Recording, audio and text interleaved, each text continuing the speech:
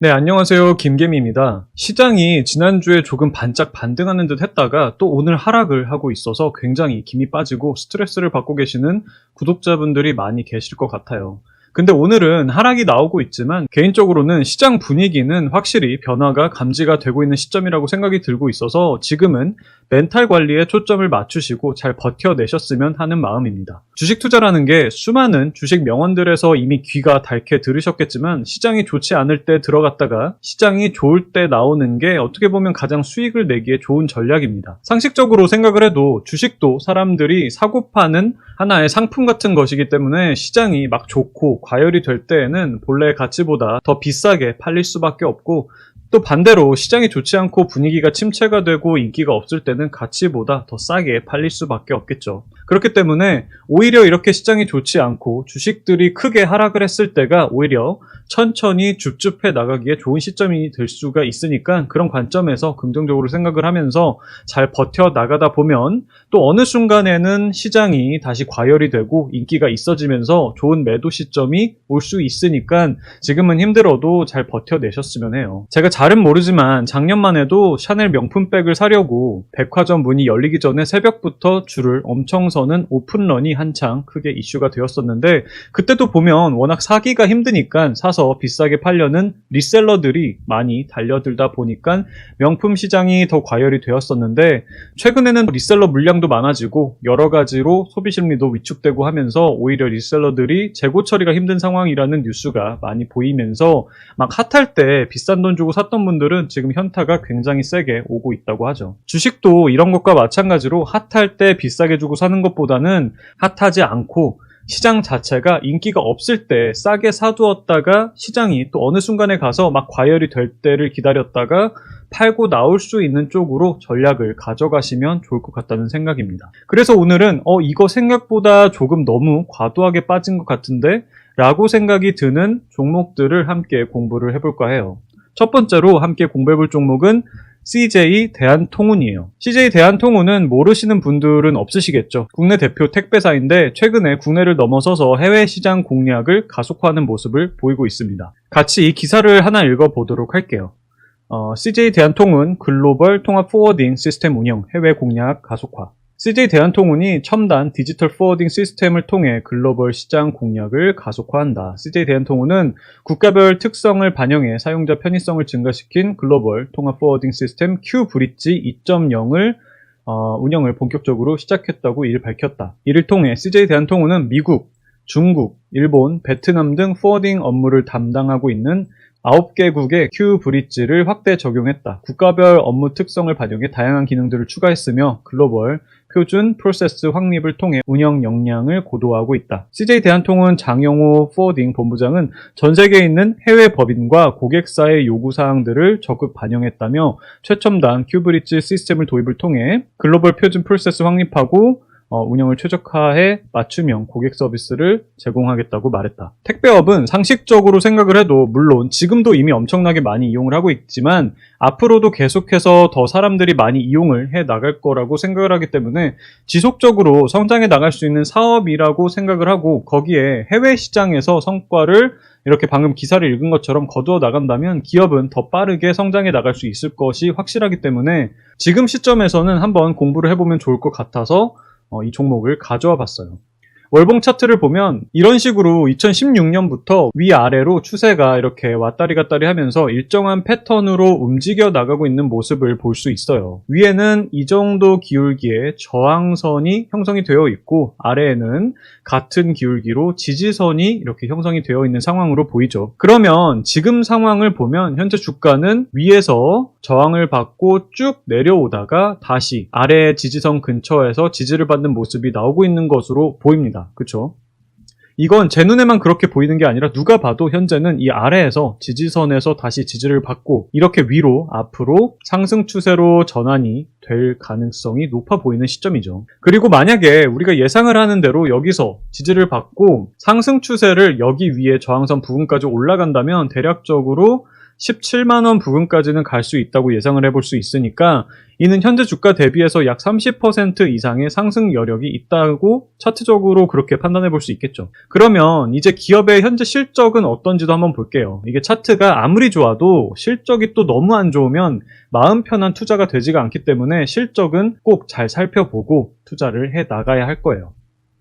이게 실적을 꼭 잘 살펴봐야 하는 게 기술적인 부분보다도 심리적인 부분이 되게 커요. 다들 경험해 보셔서 알겠지만 투자라는 건 항상 100% 확률이라는 게 없잖아요.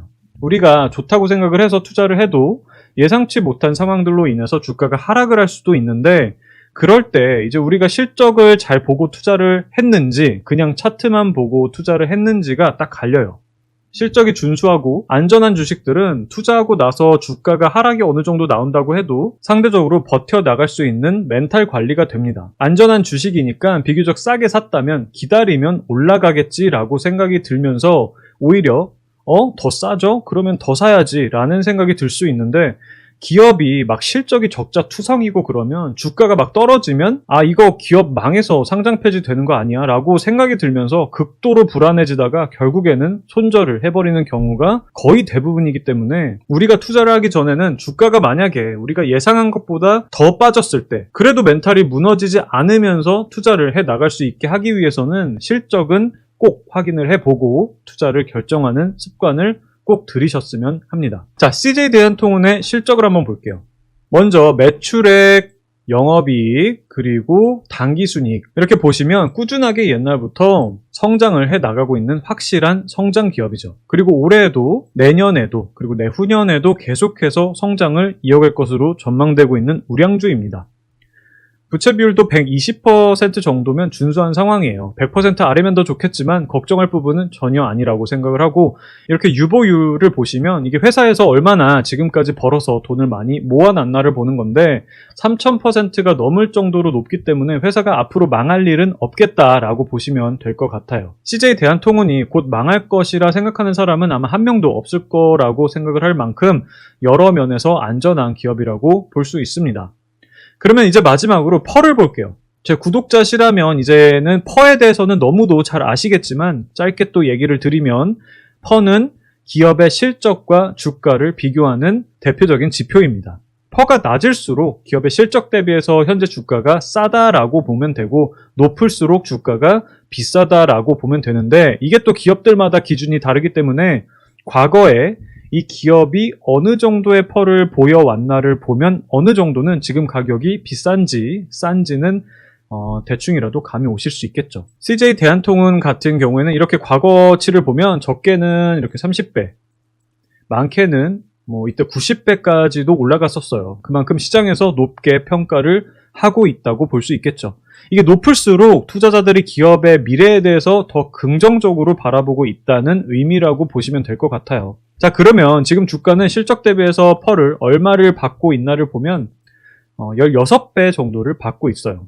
16배 하면 비싸다고 생각을 할 수도 있겠죠. 막 시장에 보면 펄가 10배도 안 되는 5배, 6배짜리들도 있으니까 그렇게 생각을 하면 비싸 보일 수도 있는데, CJ 대한통운은 성장성도 계속해서 실적이 성장을 하면서 보여주고 있고, 앞서 기사에서 봤듯이 해외 시장도 공략을 잘 하게 되면 성장성에는 더 불이 붙을 수 있는 기업이기 때문에 아무리 생각을 해도 지금 펄 16배는 제 기준에서는 너무 싼 것 같아요. 그리고 만약에 지금 주가가 여기서 더 빠진다거나 아니면 계속 횡보를 보인다거나 하면 올해를 지나서 내년 실적 전망치들과 비교를 해보면 펄가 막 이렇게 12배 이렇게까지 내려갈 것으로 전망되고 있기 때문에 그럴 가능성보다는 이렇게 차트에서 보여지는 것처럼 지지를 받고 상승 추세 쪽으로 반전이 될 가능성이 더 높지 않을까 생각을 하고 있으니까 구독자분들도 잘 판단해 보시고 더 공부해 보셔서 관심 있게 지켜봐 보시면 좋을 것 같습니다. 자, 다음으로 함께 공부해 볼 종목은 녹십자 웰빙이에요. 녹십자 웰빙은 시가총액은 1,600억 원 정도의 소형주인데, 이렇게 라이넥주라고 하는 주사제를 제조 납품하는 기업이고 태반 주사로 유명한 제품이에요. 이렇게 보시면 효능 효과에는 만성 간질환에 있어서의 간 기능의 개선이라고 되어 있는데, 이 외에도 갱년기 증상 완화, 그리고 젊은 여성분들에게는 생리통 완화, 생리불순 등에 도움을 준다고 하고, 피부 노화 방지에 있어서도 많이 사용을 한다고 해요. 최근에는 코로나 치료에 효과가 있다고 해서 임상이 진행 중에 있는데 이 부분은 추가적인 거라서 이것 때문에 기대를 하고 관심을 갖고 있는 건 아니에요. 그래서 이 태반 주사가 매출 비중이 가장 크고 그 다음으로는 이 닥터 PNT라고 하는 건강기능 식품 브랜드가 또 빠르게 성장을 하면서 매출 비중을 늘려가고 있어요. 아무래도 다들 아시다시피 인구 노령화가 빠르게 진행이 되고 코로나 때문도 있지만 면역력이나 영양제 등 건강기능식품에 대한 관심이 크게 증가를 하면서 이런 영양주사제나 건강기능식품에 대한 매출이 빠르게 성장을 해 나가고 있는 상황이기 때문에 지금 주가가 많이 빠져 있을 때 조금씩 담아가기에 좋은 종목이 아닌가 생각을 합니다. 저도 많은 나이는 아니지만 와이프랑 요즘에 각종 영양제를 아침마다 꾸준하게 챙겨 먹고 있는데 처음에는 귀찮기도 하고 무슨 효과가 있겠어 라고 생각을 했는데 기분 탓일 수도 있긴 하지만 생각보다 요즘 효과가 조금 나오는 게 느껴지더라고요. 예를 들어서 제가 눈이 별로 좋지 않아서 라섹 수술을 몇 년 전에 했는데 이게 또 아무래도 컴퓨터를 많이 하다 보니까 어쩔 수 없이 눈이 계속 안 좋아지더라고요. 근데 눈에 좋다고 해서 루테인을 꾸준하게 먹다 보니까 확실히 시력이 좋아지는 게 느껴지고 있어서 꾸준히 영양제를 챙겨 먹고 있습니다. 그래서 저도 이 건강기능 식품에 대한 성장성은 피부로 확실히 느끼고 있는 것 같아요. 그리고 저만 그런지 모르겠는데 작년부터 생일 때 건강기능 식품 선물이 많이 들어오더라고요. 아무튼 그래서 녹십자 웰빙의 이렇게 매출 추이를 보시면 일반 태반 주사는 2018년도에 338억 원이었던 게 2021년도인 작년에 467억 원까지 매출이 성장을 했고 그리고 건강기능식품은 2018년도에 100억 원에서 작년에 264억 원까지 크게 성장을 했어요. 그리고 올해 22년도 1분기 실적도 보시면 매출액도 늘었고 영업이익도 작년 1분기에 6억 원에서 올해는 12억 정도까지 거의 2배가 늘어난 상황이에요. 그러니까 계속 실적이 성장을 빠르게 해 나가고 있는 상황인 거죠. 근데 주가는 이렇게 일봉 차트를 보시면 2020년 9월에 고점을 찍고 나서 1년 반이 넘는 기간 동안 계속해서 하락 추세를 이어오고 있는 모습이에요. 그러면서 이렇게 주가가 이때 정배열 상황에서 오랜 기간 동안 하락을 이어오면서 역배열 추세로 진행이 오래되었고 특히 주봉상 이렇게 오래 들어오면서 주가가 역배열 상황으로 진입을 했습니다. 그러면서 이 정도 부근에서 이렇게 몇 번씩 지지를 받으면서 강력한 지지대가 형성이 되었다고 판단이 되기 때문에 지금 부근에서는 이제 매집을 한다고 생각을 하고 천천히 사서 모아가기에는 좋은 시점이지 않을까 생각을 하고 있습니다. 특히 이렇게 지지대 근처에서 이렇게 거래량들이 크게 실리면서 매집봉의 모습이 몇 차례 나왔기 때문에 지금 이 자리들에서 큰 손들이 매집을 진행했지 않을까 생각되고 있습니다. 실적을 보시면 녹십자 웰빙은 소형주이기 때문에 증권사 리포트가 발간되지 않아서 실적 전망치는 나오지 않았지만 이렇게 과거부터 꾸준하게 매출이 성장을 해 나가고 있고 앞서 얘기를 했듯이 인구 노령화와 최근 3040 세대들도 건강에 민감하게 반응을 하며 건기식에 대한 소비도 늘려가고 있는 추세이기 때문에 앞으로도 꾸준하게 실적은 성장해 나갈 가능성이 높을 것이라 생각을 합니다. 부채 비율은 67% 정도로 부채도 높지 않고 유보율도 900% 정도로 높은 편이기 때문에 재무적인 부분에서도 굉장히 안정적인 종목입니다. 작년 실적 대비해서 지금 주가는 퍼가 약 24배 정도 되는 상황으로 절대적 기준으로 퍼가 낮은 상황은 아니지만 올해에도 실적이 큰 폭으로 증가할 가능성이 높고 워낙 앞으로 장기적으로도 성장할 가능성이 높은 업이기 때문에 퍼 20배 정도는 그렇게 주가가 과대평가되어 있는 상태는 아니라고 생각을 합니다. 특히나 앞서 이렇게 차트에서 봤다시피 2020년 9월부터 반토막이 난 상황이기 때문에 이제는 조금씩 사서 장기적인 안목을 갖고 투자를 이어나가 보기에는 좋은 시점이라고 생각을 하니 구독자분들도 한번 함께 공부해 보시면 좋을 것 같아요. 자, 마지막으로 살펴볼 종목은 NC소프트예요. NC소프트는 모르시는 구독자분들이 없으실 만한 리니지로 유명한 국내 대표 게임주입니다. 실적이 꾸준하게 성장을 해 나가고 있는 실적 성장주인데 원래가 이 정도 상승 추세 안에서 상승 추세를 이렇게 오랜 기간 동안 이어가다가 이때 작년에 기술주에 대한 거품이 크게 발생을 하면서 이렇게 이 상승 추세선의 상단 선을 크게 웃돌면서 거품이 많이 끼었다가 이 거품이 터지면서 주가는 단 1년 만에 고점 대비해서 무려 60% 정도까지 하락을 한 상황이에요. 이때는 이렇게 성장 추세에서 위로 거품이 발생을 했다가 거품이 터지면서 급격하게 하락을 하면서 이제는 거품이 아니라 단기적으로 공포가 잔뜩 끼어서 과도하게 너무 많이 하락을 한 상태라고 생각이 돼요.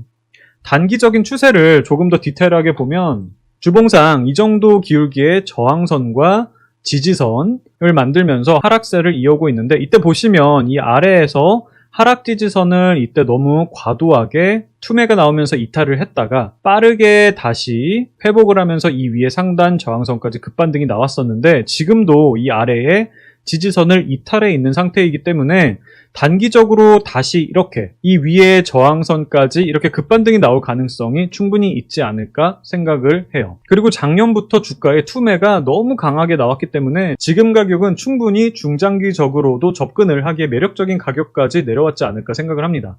이렇게 실적을 보시면 앞으로도 꾸준하게 성장을 해 나갈 것으로 전망되고 있는 기업이며, 단기적으로는 작년에 실적이 크게 꺾이면서 주가 또한 폭락이 나왔지만 올해 1분기에는 다시 이렇게 보시면은 작년 1분기에 567억이었던 영업이익이 올해 2,400억 원까지 올라오면서 턴어라운드를 했고, 특히 올해 하반기 출시를 목표로 개발 중인 신작 게임 TL이 모멘텀으로 작용을 한다면 투심은 생각보다 더 빠르게 회복을 해 나갈 수 있지 않을까 판단을 하고 있어요. 일단 올해 실적 전망치 대비해서 현재 주가는 퍼가 17배 정도 수준이기 때문에 과거에 이렇게 항상 20배에서 많게는 35배까지 받아왔던 기업으로 현재 주가는 충분히 과도하게 빠져있는 상태가 아닌가라고 생각을 하기에, 워낙 우량한 기업이니 중장기적으로 저렴한 가격에 모아간다는 생각으로 지금 가격대에서 여기서 더 빠지면 계속해서 사모아간다는 마음으로 투자를 해보기에는 적합한 가격대까지 내려오지 않았을까 생각을 합니다. 성장주이지만 부채 비율도 이렇게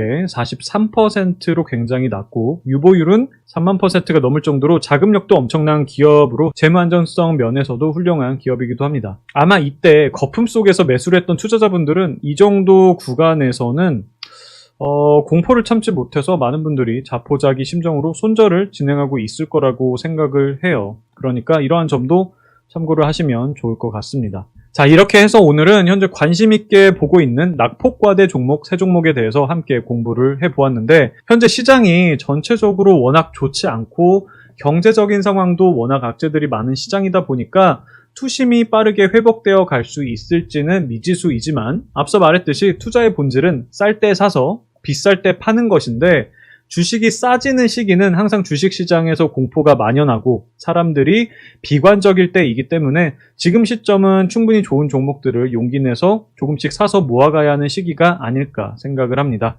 모두 너무 감정적으로 약해지지 마시고 잘 버텨 나가신다면 또 좋은 강세장이 나올 시점이 올 테니까 모두 화이팅 하시기를 바랍니다. 이번 영상이 조금이라도 도움이 되셨다면 구독과 좋아요, 알림 설정까지 부탁드리겠습니다. 감사합니다.